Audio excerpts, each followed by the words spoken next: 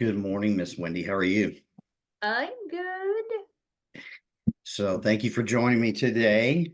You're welcome. Guys, we are here with Wendy Melrose. Her company is In the Zone, and she is an author, and she has introduced me to a book for my daughter. And I'm excited to learn a little bit more about her and highlight her mission in writing the book and what brought her to this position and where she wants to go in the future. She is an amazing personality. You just automatically just want to go up and hug this lady every time you see her because she has a great big smile and is just fun to talk with. So, Wendy, tell me where you started birth. No, I'm just kidding. Well, started first would be 1994 at McDonald's, but is that how far back you want to go? 1994. Wow, you make me sound old. I don't think so. I think I've got to be about the same age as you are. No, 1994 is where you were born. No, that's when I worked at McDonald's. I was born in the Oh, 70s, my friend. okay. All right. Well, we are on the same page. No, you just said, where did you begin? So that was my first job. So, Okay. working at McDonald's in the 90s is not the same as working at McDonald's now, not by any stretch of the imagination. No, it's not. No, it's not. I started working when I was even younger than that. I'm mowing grass and babysitting and all anything I could do just to buy my first car. Yeah, And yeah, the pay now versus then is way different. yeah. The minimum wage, I think it was $3.25. It might have been less than Yep. that. And now they start people at 15. And then but we had to really hustle to make that 325. Like there was no room for error. You got fired if you messed up. And it was just they didn't put up with laziness. You show up late, you're done. You get maybe one warning if you're lucky. Yep. So yeah. But if we were to go through all of that I've done since the age of 16, I'd have to list 40 jobs. So, I'm one of those people that it doesn't mean that I've changed jobs 40 times in that amount of time. It means that I've held that many jobs and sometimes multiple at a time. I think the most I've ever done is like 5 at a time, and that's just because we all know that when sometimes life throws us curveballs, we have to do what it takes to get through or to pay off debt or to get food on the table, all the things, right? So, I think there is no judgment for people who've had to do a lot to get by. So, So your but parents probably instilled a big part of that foundation of work ethic in you to do that. yeah, Um, yeah, I had the same kind of experience as well. Um, my dad worked in the oil field business. My mom worked a couple of different jobs. And like I said, since I was 10, I was, working to do and get what I wanted. If I wanted anything extracurricular, hey, you gotta go out and find a way to get there. So right. that's good. That's awesome. I'm trying to Thanks. do the same thing with my daughter, and it's hard these days because, kids get taught from outside sources so many different things. Yeah, well, my main thing is that I've told my kids, I go, well, you're going to, well, the older you get, the more responsibilities you have to take on. And, you might want a car, but like if I provide that car, which today I couldn't do that, right? But let's just say they're 9 and they're 11. So, we've got time, but they're gonna still pay for their insurance. And insurance right now is 3 to 4 to 500 a month. It's expensive. So you Yeah, go get that $15 an hour job and it's going to pay for your insurance. What is it teaching you though? It's teaching you to start paying for your existence. that is true. That is So true. but then also it's just helping them to understand, like, it's crazy to me. It was before becoming a writer full time and teaching people, how to write books. Um, I was a farmer's insurance agency owner, and it was amazing to me how there are people in the world who don't realize that things aren't free. So, like, when parents provide everything for their children all the way through the age of 26, because that's when insurance stops when it comes to medical, that they have no understanding. Like, what do you mean we got to pay for water? What do you mean electric's not free? What do you mean I got to pay for trash? What do you mean I have to pay for all these things? And it's like, we do our own children a disservice if we don't teach them things are not free. Yeah. And so, I had to work through college. I had to, go into college in and of itself was a learning experience. Hindsight, I shouldn't have went, right? I'm not saying there isn't a place and a time for it, and it did serve me well for a short period of time, but where would I have been had I actually pursued the passions the Lord actually instilled in me, right? So, and that can kind of bring us to the story. So I was a farmer's insurance agency owner from 2019 till last summer, August 31st. I loved it until I didn't. There was a time where I'm like, this is the best. I love helping people. I'm protecting their assets, their lives. Should something happen to them, we won't have to do GoFundMe because we've got it all covered, right? What was the But shift there that changed your mindset of loving that and not loving it and moving on to something else? What was that shift in your head and your heart? So it was the fall of 2022. I came across this devotion that talked about this Bible verse called Proverbs 16:3. And it's, I commit my works to you, Lord. I trust in you wholly, that my thoughts would be agreeable to your will, that the plans would be established and succeed. So we always think that the Lord wants to fulfill our desires, which he does want to take those into consideration. But the point is to fulfill his will, that his plans would be established and succeed. So once I started like saying that day and night, meditating on what does that mean, all of a sudden, my whole life started to take a shift. And like, I knew I was going to sell the agency, but I thought I was going to do it by the end of 2022. And I didn't. But what all I thought it was an identity check, making sure my identity wasn't in what I did for a living. But then in January of last year, of 23, I went to a prayer and worship service by Jennifer Martin. She's based out of Tennessee, and she travels and does these prayer, worship, and revival services. And I happened to go because it was right by my house. And I arrive, and there's this poetry book there. And I'm like, hey, I used to write poetry and writing and creative writing, but I had a boyfriend I was dating, tell me he didn't like my work. So I literally took my binder of work and threw it in a dumpster at SIU Carbondale, never to write again. And the lady looked at me and she goes, never throw away a gift God gave you. So I went and sat at the foot of the Father, just enjoyed the presence of the Holy Spirit for 2 evenings. And then a couple days later, I realized that I can write again. Like, I'm starting, poems are coming to me, different writings coming to me. And I'm like, wow, you restored my gift. That's so cool. So I'm like, so I wrote 2 books.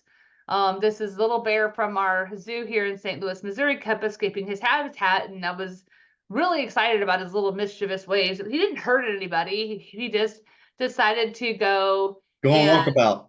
yeah, right. He did. Like, he ended up in the hyena pen one day, and the other time he was walking along the path with the people.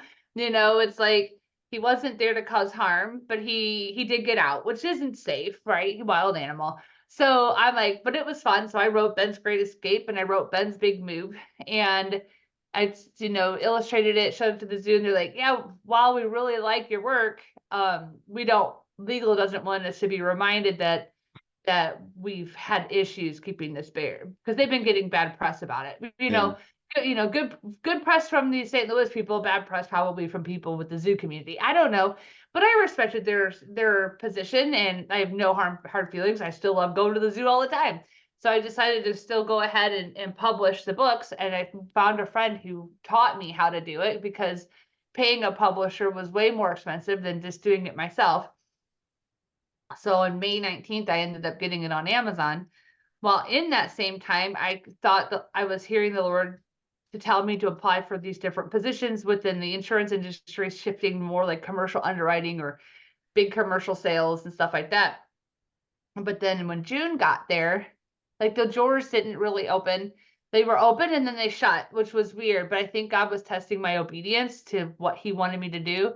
Because in June, I get a call, like I just felt like the Lord was saying, like, do you want to write full time or don't you? You keep telling me you want to write full time. Like I want to do that for you. So I'm like, okay, Lord. So then I contacted one of the companies I was interviewing for because they said I would have to put my writing on hold for 5 years because I had to work on building the business for them. And I told my mom, I'm like, Mom, I just making a decision at the age of 45 isn't the same as making one at 30.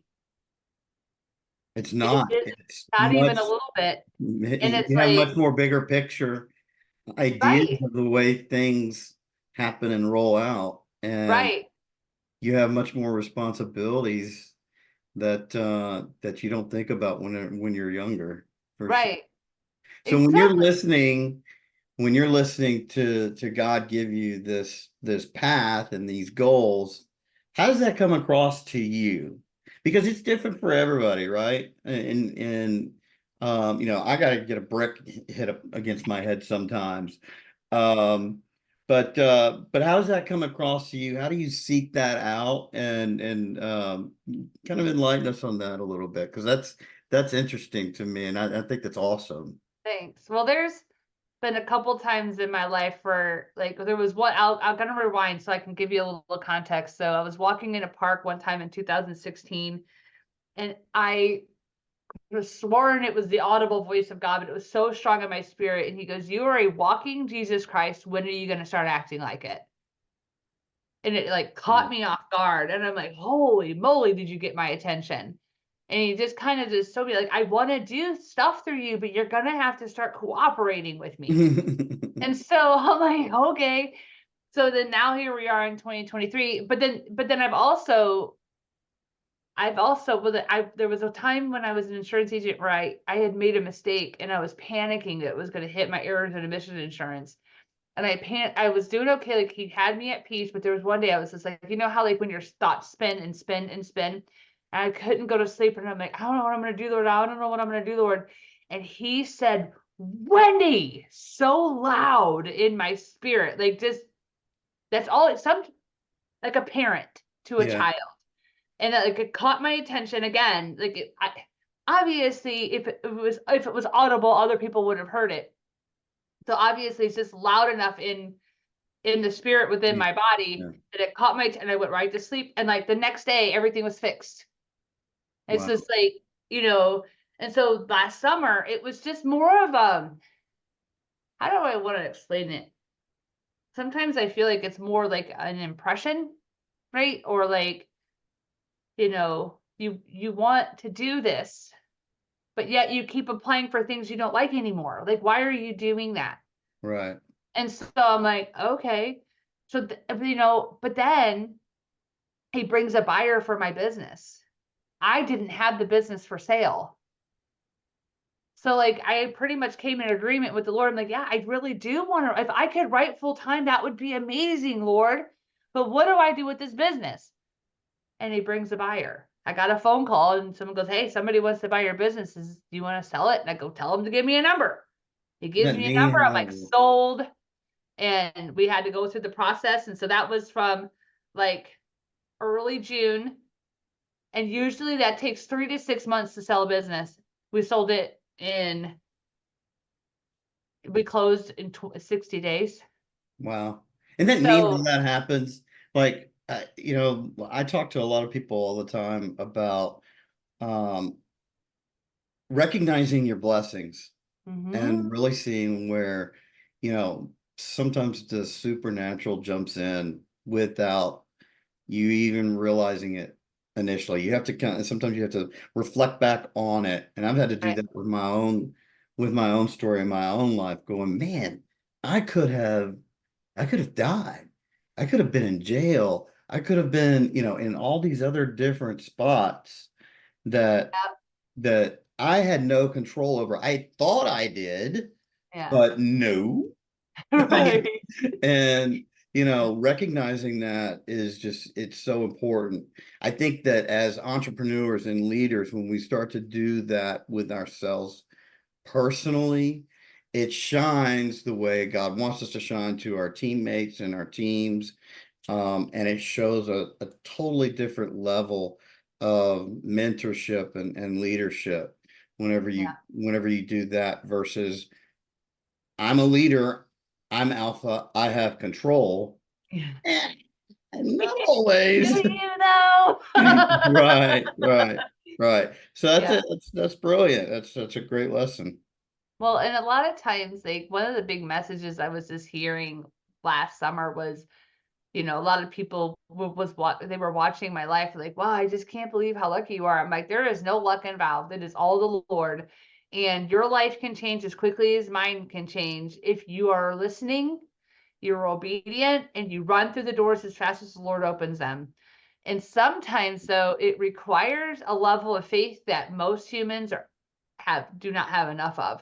Like there was several times last summer where like we moved from one house and we sold a house and bought a house last summer also. Like literally there was so much going on last year. That's a lot. I lived probably 5 years in one 3 month time because that's how much was happening. And so, and not only that, but we could have sold the house for asking price, but then we had to go on the retail market. Long story, we can go over that another time. But then when it went on the retail market, it went 37.5 over asking. And I'm like, and the Lord's just like, do you want my least or do you want my most? Right. Quit asking for my least. Quit asking for just enough to get by. And I'm like, dang, man, like, okay. Amazing. So then we're like the day before closing and we don't have a clear to close. And I'm freaking out. And I'm like, okay, I told my husband and my kids, I'm like, all right, we've got everything in the pod and in the cars except for what we need for the night. We're not packing anything until we get that clear to close because the new house isn't ours. The old house is still ours. I'm like, I don't know what to do, but we get up the next day and I just felt like the Lord was just whispering to me, I need you to put everything away. So we moved. I go, all right, let's take stuff to the curb. We're not taking. Let's take stuff to the pod, put everything in the car, lock the doors, be done. And as soon as it's like 9 o'clock that morning, we're supposed to close. And I'm like freaking out. And as soon as we close the door of the pod and lock it, the kids and the husband and the dogs are in his car, and me and the rest of the house stuff is in my car. I shut the door, I turn on the car, and I get a text clear to close. And I'm like, Lord, why do you require so much faith? Like you only required like a couple hours compared to Noah's 75 years. But for crying out loud, like why? Why do you require us to step out onto the abyss before you show the path? Like it is scary. I think that's his way of giving us a spiritual workout, right? Yeah. Um, It was exhausting for sure. trying to get, he doesn't give us anything that we can't handle. Um, and I think he does it in a way that's meant to strengthen us. And Mm. through that strength, we exude it to other people. And, he basically, puts you on the plane, packed your parachute, opened the doors, and shoved you out and said, jump. And there are times in our lives that's just the way it works. It's not, Yeah. and we got to realize it's not our time, it's his time Yeah. that we have to realize. And it's so nutty how things like that happen, but it's awesome to see. It's awesome to hear stories like that. I do a study with my next door neighbor. I've lived here for 10 years, and about 3 years ago, we started doing a study. We went to the same church and everything. And so we picked a book, and we do a study every Saturday. We take a chapter. And the first book we read was The Mind of Christ. And it talks a whole lot about understanding the relationship with Christ and having that mindset carried on in your day-to-day life. And it's so fun and interesting to hear people like yourself just exude that very well. And Thanks. I thank you for it. Hey, so I want to get to your book real quick Yeah, because I ordered it and I'm excited to see the results from what my daughter picks up from it as well. So can you tell me a little bit about the book and what got you started on this particular book and why it's sure. important to you? Yeah, I'm gonna try to remove my background so I can, because if I don't have a background, then I can, it like doesn't show up because I've got this. So give me 1 minute. I know there's a way to, I think I can let you share your screen. yeah, I don't know if sharing the screen will help because then you'll be looking at my desktop. But if Okay, I'm able to show, like you guys can see it blurred, one more second. Oh, here we go. None. All there you right. go. So then you get to see the back of my room I'm in. But here we go. So strong girl, you are loved. So I And did where can we get it? Amazon. So Okay. I'll provide a link. I'll give you the link and you can share it with everybody. It is available on paperback as well as ebook. The ebook is $2.99. If you have Kindle Unlimited, it's $0. It will be available for the general public for $0 for the ebook for 5 days starting tomorrow. So it'll be from the 27th through the 31st. Okay. So if you don't post this before then, that's okay. But just so they know that it's only free till the 31st of January. But $2.99 for an ebook or $7.99 for this. It's a good deal. You're gonna love it. It's 135 pages, 11 short stories. So those were based upon true stories in my life, and it's made to empower and inspire stories for girls to build their courage and confidence. There are messages of hope as well as there is scripture. So anyone who's like wanting their girl to read, good content that's wholesome and not leading them astray from anything. Um, and then so sorry. There is a free offer inside, so you can get like a journal and coloring book. That's a lot of fun. You can download that through providing your email or whatever. And then I have a Strong Girl book club on Facebook because I'm going to have more books coming out next. So while this one is making sure they know they are loved, the next one will help them to know they are enough, and it deals with self-esteem and bullying. And my inspiration behind all of this is to make sure that there are books out there that girls know they are loved. And a lot of the competition on Amazon, while adorable on the covers, I just felt like the stories didn't seem necessarily relatable to me. Where these really did happen, and so I did make them current because some of you guys are probably like, but you're like old. So like, how are these girls going to understand? I made them relatable. I did there. That's why I wrote the word inspired by true stories, because I did add cell phones when there weren't cell phones, right? Um, there, I tried to make it where it was current and relevant. I did use some slang that the kids use. One of the stories, which is cousins make the best friends. Chat GPT. How do the kids talk these days? Oh, well, I mean, a lot of it is like super abbreviated. Momo, stop. I've got a dog back there who's like Oh, cleaning her dish. She's hungry, I guess. Sorry about that if you can that's hear all it. right. I So just had yeah, one of mine it's monsters in here a minute ago, nudging exciting. me. Yeah. So I've got Strong Girl. I've got a website, soellovebooks.com. So you'll see, we kind of put that on there if you can see it. So Soel Love, that's my pen name, and Yeah. then books.com. So if you're like, can't find, like, when you go to Amazon, you're gonna want to put Strong Girl You Are Loved by SOEL, and then it'll pop up because the algorithm still has to get the population going and Right. all of that. So Because you just dropped it, right? Just today. yep, it's live since midnight. Excellent. Excellent. So, all right. So tell me about the pen name, Soel. Where does that Yeah. come from? So SO for my daughter Sophia, EL for my son Elliot, and then love. Excellent. That is awesome. That is Yeah. brilliant. Brilliant, brilliant, brilliant. Thanks. Well, I'm excited for you. I'm excited to have my daughter read the book as well. We're consistently trying to keep her in front of good, positive things. Sure. And it's difficult these days as a parent to do that. Right. And, keep them disciplined and things of that nature and, create work ethic, but also letting them understand that, their actions, um, create outcomes that they need to, be aware of, whether Right. it's, their work ethic at school or at home or how they treat others, you know, the stories that they tell, they need to be accurate and not Right. lies, Right. and helping them understand that it doesn't only just affect them, it affects a community of individuals and personalities around them when they go to a different, to a different or bad decision. So Right. it's neat that you have a mission with this book to show kids that there are good outcomes from those decisions. And Yeah.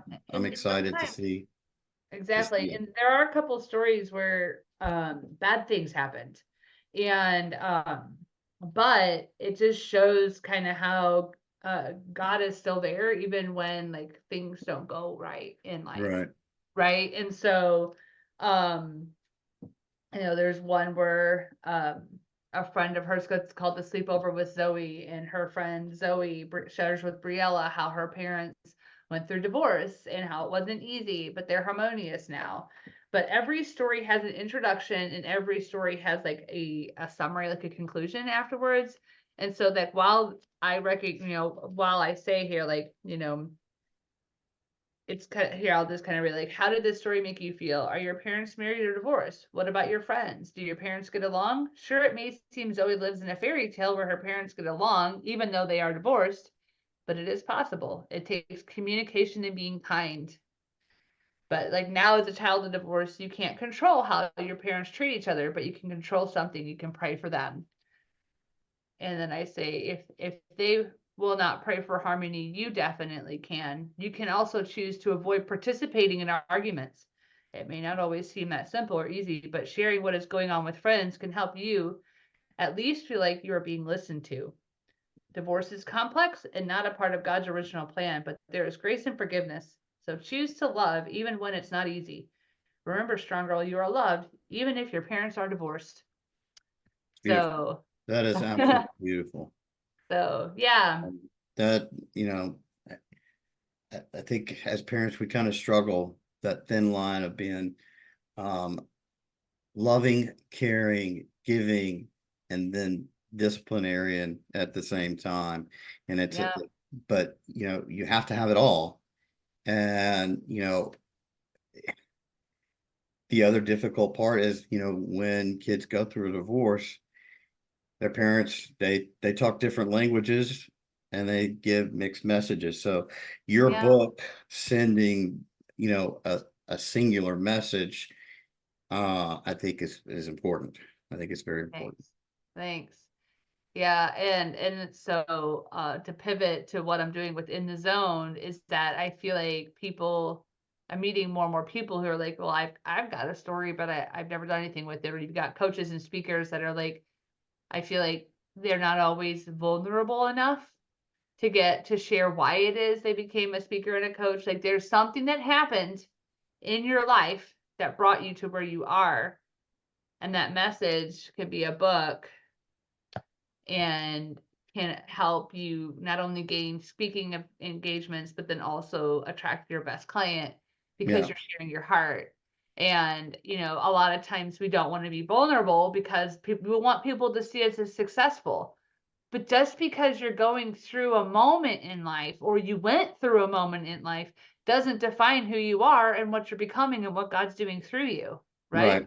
right. So It yeah, makes it makes you relatable, exactly. and authentic, and people want to surround themselves typically with or like that, vulnerable like you said, but still have an air of power and strength, based on, your foundation, and for us, foundation in faith. And that shines very deeply with you for sure. It was a joy to meet you in DC this week. It was so fun. We met through the BLN network, and I have been a part of, I don't know how many networking groups in my life through 30 years of sales and consulting. And um, most of those groups turn into a me. And it was super cool to be surrounded with a group of individuals like yourself that was just so giving. And like I said, I just wanted to hug you immediately when I saw you and met you. It was just, I don't know, that was awesome. And that was the way it was with everybody in the group. Um, and I'm thrilled to be a part of it. I'm glad you're a part of it. And so how can I help you moving forward? Other than I'm gonna post this everywhere I can, and maybe we do some more of these conversations Sure. going forward. I would love to do that as well. Sure. Yeah, and I'm always happy to help, any of your team or whatever if they've got, thoughts about writing. I've talked with a couple people this week. One particular lady, she goes, I think I should probably write a book, but I don't know what it is. But we all have a story, right? And sometimes when we think, but I don't know if that's important. But it's important. Like, for example, this one woman has a biracial grandson, and he's experiencing things that she would not believe is still happening in a suburb here in St. Louis in 2024. Yeah, Yeah, but St. Louis, unfortunately, is known for its racism, and it's terrible. And they said, well, what you could do is write. There's not a lot of books out there for the biracial children out there. right. And so to have people to write books that are relatable to them on what they experience, even if hurtful, you can write it in little short stories like this, like, because then they realize, oh, I'm not the only one, right? And so yeah. That's interesting that take on things, because um my daughter's mother passed away from breast cancer, and I was going to be a single dad. And I got to tell you, I don't.